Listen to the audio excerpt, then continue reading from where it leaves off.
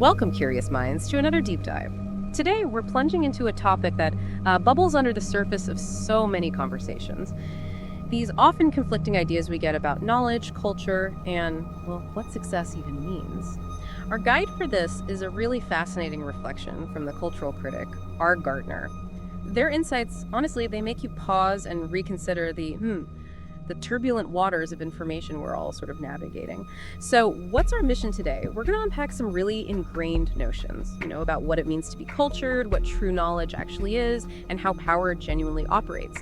Ultimately, it's about sharpening your critical judgment, so you can figure out who's really offering insight and who might be, maybe subtly, selling you something else entirely. It's pretty remarkable, isn't it?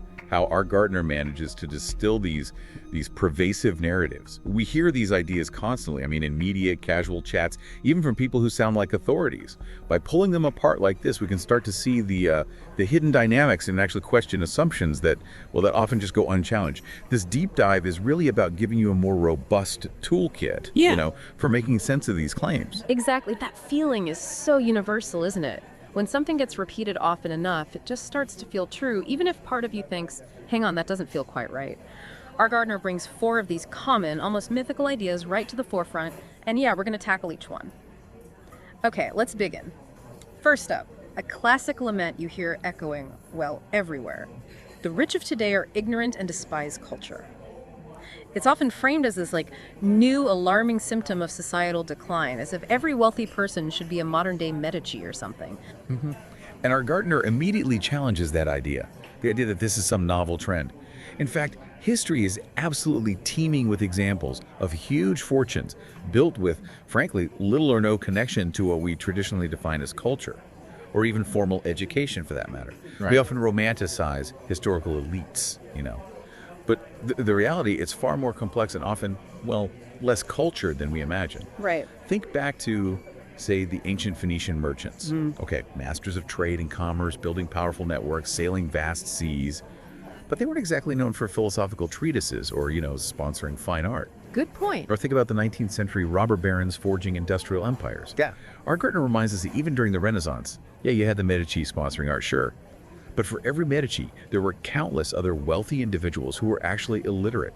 Their focus was just on expanding their businesses, their influence, not art galleries. And this is where RGartner's historical lens really hits home for me. We often just gloss over figures like Johnny Rockefeller, one of the wealthiest Americans ever, right? Very little formal education.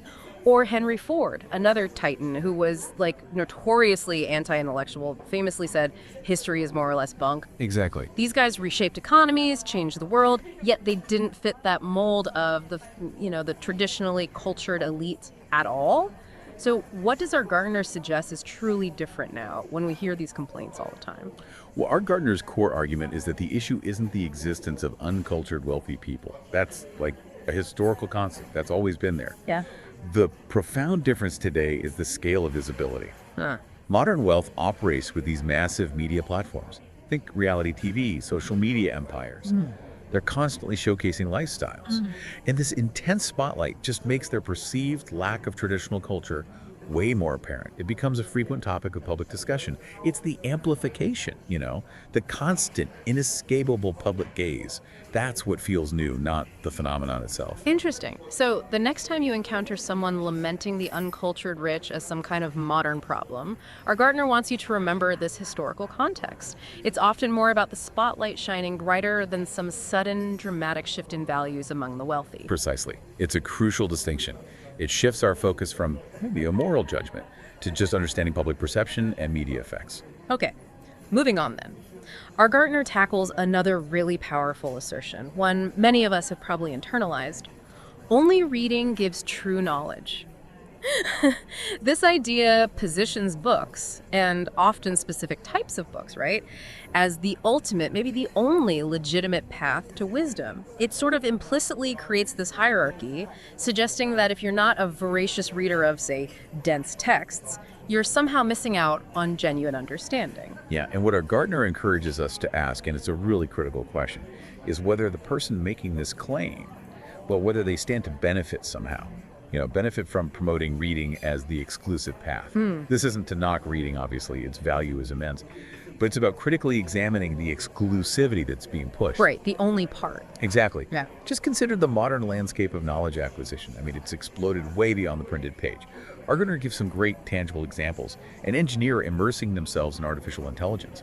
They're not primarily reaching for classic literature. Yeah. They're digging into highly specialized technical papers, advanced online courses, maybe from top universities, detailed documentation for software, algorithms. Likewise, a doctor staying current with medical breakthroughs isn't reading Aristotle. They rely on specialized journals, clinical trial data, continuous professional development. Their knowledge is dynamic. It evolves way too fast for traditional book publishing cycles. And it goes beyond just technical fields, doesn't it? Think about the best science communicators out there today. They can break down incredibly complex stuff, quantum physics, cosmology, whatever, through brilliant videos, interactive graphics, captivating talks. Often they do it with far more clarity and accessibility than some dense, jargon-filled textbook ever could. The medium might not be a physical book, but the impact on understanding is undeniable. That's RGartner's point, and it's crucial. Knowledge in our time is profoundly multimedia. It's interactive, it's distributed across a huge array of platforms. So to insist on a single exclusive source of wisdom, especially if, that insistence directly benefits the person saying it, maybe they're a publisher, an author, someone trading on the prestige of reading, well, it's kind of willfully ignoring the rich, diverse tapestry of learning that's available to us. It fundamentally challenges the assumption that only one format holds intellectual weight and that all other ways of learning are somehow second-rate. Gotcha. So if someone insists that books are the only way, RGartner gives us these compelling counterpoints. It encourages us to consider the wider, more diverse world of knowledge acquisition that's all around us, focusing on what works, what has impact, not just tradition. Exactly. Efficacy over format, perhaps. Okay, this next idea really taps into our perceptions of power and status. The elites read classics while the masses are distracted. It's a narrative that suggests there's this kind of secret code, right? A hidden path to real power and influence, just unlocked by consuming certain content, specifically the classics. It implies this intellectual superiority directly linked to a specific reading list. Yeah, and RGartner explains that this is, well, to be blunt, a pretty naive oversimplification. Elites aren't superior because they're poring over Marcus Aurelius or Homer. Their advantage, their superiority, it stems from something far more concrete, more exclusive. Which is? Access. Simple as that. Access to resources, to opportunities, and crucially to networks that are just unavailable to the general public no matter what they're reading. Okay, access. RGartner highlights this really well. Elites often have privileged access to information, the kind that moves markets or shapes policy before it's public knowledge. They have exclusive networks of influential people, often personal mentors guiding their careers, their decisions. Imagine, say, the child of a wealthy family attending private, invitation-only conferences where world leaders or industry titans share insights, or selective seminars you never even hear about. Right. Stuff you can't just sign up for. Exactly. They're having one-on-one conversations with experts that, well, that stuff's never going to be published in any book. These experiences provide a practical, current, often informal education that goes way beyond any classic text. And this is where RGartner really makes you think, doesn't it? Presenting reading, even the classics, as the great equalizer. Well, it can be incredibly misleading, maybe even a bit disingenuous sometimes. Because a person from a less privileged background, sure, they can read the same classics, many are free online or in libraries, but, as RGartner argues, they still lack access to those vital networks, that informal insider knowledge, the actual opportunities that genuinely drive power and influence in the real world. That's the core of it. It's not just about the ideas in the books. It's about the connections that help you apply those ideas, or maybe even move beyond them into practical action. So if the critical difference isn't really what books you read, then what is it? RGartner's insight here is pretty profound. Differential access isn't about the content of books. It's about connections and opportunities. Right. Those are the real gatekeepers of power. Not a reading list, however intellectually fancy it might be. Right. It's about who you know, what doors get open for you, and the practical, often unwritten knowledge passed down within those exclusive circles. So the next time you hear someone implying that just devouring certain books will unlock the secrets to power, RGartner urges you to look beyond the bookshelf. Consider the deeper structures, access, connections. They really shape the landscape of power. It's a much more complex picture than just, intellectual consumption. Definitely more complex. Okay, our final idea. This one strikes particularly close to home in our, well, very digital age. Whoever criticizes ignorance does so out of moral principles. This paints the defense of culture, or the critique of what's seen as a lack of it, as this pure, disinterested act, motivated only by a love of knowledge, a desire for a better society. The image of the unbiased crusader, the lone voice in the wilderness kind of thing. Yeah, and RGartner prompts us to look critically at the messenger here, especially when they're operating from a digital platform like YouTube or somewhere similar. RGartner suggests maybe observe if that person isn't, in fact, engaged in the very same game they claim to condemn. What do you mean the same game? Well, think about it.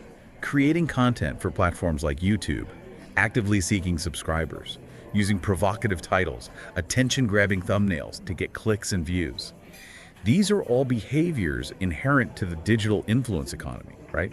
That's the marketplace where attention is the currency. It's true. So RGartner asks us to consider, isn't this essentially participating in the same system that's supposedly being criticized? If you're building a brand online, even if it's a brand based on intellectual integrity, you're still part of that attention economy. You're competing for eyeballs, for algorithmic favor. That's a challenging thought. It makes us wonder then, if an attractive financial offer came their way to promote something, maybe a product, maybe another creator, would these principled critics truly stick to their guns?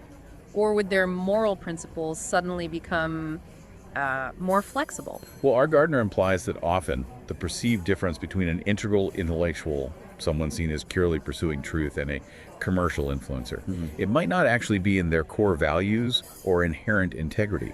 It might simply be in the opportunities they've been given so far. Wow. One might still be waiting for that big offer, while the other one's already taken it. It's a stark thought. Maybe uncomfortable, but, well, powerful. Yeah. So when you next encounter a digital crusader railing against ignorance or championing culture, RGartner advises us to consider their platform, their methods. This isn't about being cynical just for the sake of it, right?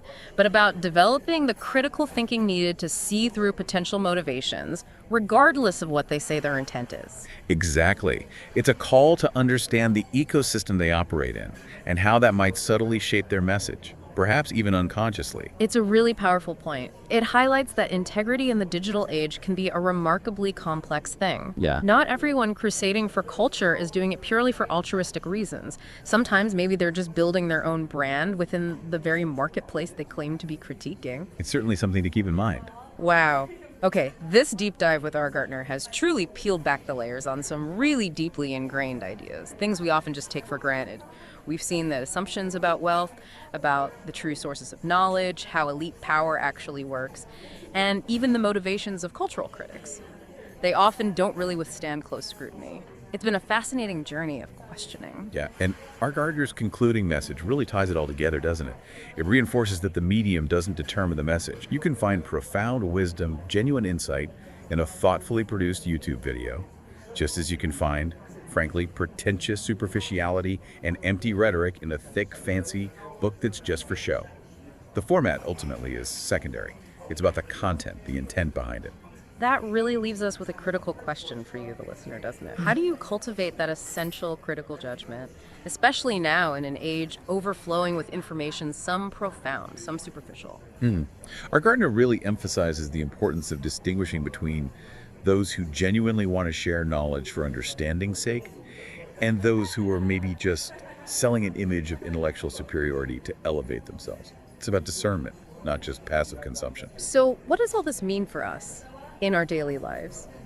RGartner's true concern, it seems, isn't that people aren't reading enough or consuming enough high culture. It's that some people wield culture like a weapon. Right. To feel superior, maybe to create divisions or to look down on others, rather than using it as a tool to genuinely understand the world better, to connect with people, to broaden their own perspectives. It really boils down to the fundamental purpose of seeking knowledge itself. Absolutely. So the next time someone tells you there's only one right way to access knowledge, or implies that a certain group is inherently superior because of their reading habits or whatever, remember RGartner's warning. They might have hidden interests. They might be consciously or unconsciously promoting their own brand, or maybe they're just projecting their own frustrations and insecurities onto others. Yeah, it's a call for healthy skepticism. And maybe some self-awareness, too. And looking at the bigger picture, authentic knowledge, as RGartner concludes, It really should be liberating. It should expand your horizons, not be used as a way to feel superior. True wisdom, kind of paradoxically, actually makes you more humble, more open to learning from everyone, from everything, not more arrogant or dismissive. It connects you to humanity rather than setting you apart from it. That is a powerful thought to end on, isn't it? It's about using knowledge to genuinely grow, to connect, to understand, rather than just to elevate ourselves above others. It feels like a much more generous and ultimately far more rewarding way to approach learning. I think so too. Well, what an insightful deep dive. RGartner's reflections really cut through so much of the noise, I feel, leaving us with a clear, more nuanced perspective on how to approach these big ideas about culture, knowledge, and success in our pretty complex world. Indeed. This deep dive really encourages us to constantly question, doesn't it? To look beyond the surface and to value genuine understanding over those superficial claims of superiority. It's a powerful reminder, I think, that the pursuit of knowledge should broaden our minds, open us up to new possibilities, not narrow them or make us rigid. Absolutely. And that's precisely our goal here, to give you those aha moments, equip you with the insights to navigate all the information out there with confidence, with critical thinking, always seeking that deeper understanding. So, for you, our curious listener, here's a final provocative thought to mull over, building on RGartner. How will you actively seek out knowledge that genuinely liberates and humbles you? Knowledge that expands your world rather than simply seeking out content that might just reinforce your existing biases or give you a false and fleeting sense of superiority. Something to think about. Thank you so much for joining us on this deep dive. We hope this exploration has given you some new tools and perspectives. Until next time, keep digging deeper.